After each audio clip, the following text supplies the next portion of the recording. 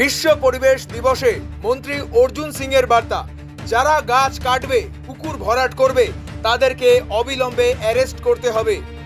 আজ 5ই জুন বিশ্ব পরিবেশ দিবস উপলক্ষে সমস্ত এলাকার পাশাপাশি হালি শহরে আনুষ্ঠানিকভাবে মানুষকে সচেতনতার মধ্যে দিয়ে উদযাপন করা হচ্ছে বিশ্ব পরিবেশ দিবস।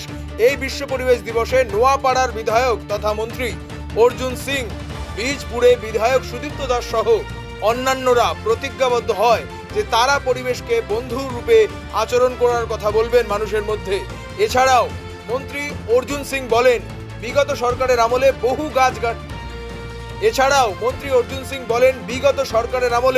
বহু গাছ কাটা হয়েছে, বহু পুকুর ভরাট করা হয়েছে, তার অভিযোগও অনেক করা হয়েছে, কিন্তু আজ অবধি কেউ অ্যারেস্ট হননি। তিনি আরো বলেন ডিএফওকে বলেছেন এই ধরনের কোনো কাজ যারা করবেন তাদেরকে কোনো মতেই ছাড়া যাবে না, তাদেরকে অবিলম্বে অ্যারেস্ট করতে হবে। এবং তিনি একটি কমিটি গঠনের কথা বলেন, যেখানে তারা পরিবেশবিদরা রয়েছেন তাদেরকে এগিয়ে আসতে হবে।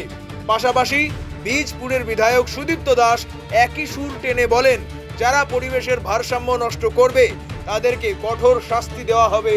ব্যুরো রিপোর্ট, আরোহী নিউজ বাংলা।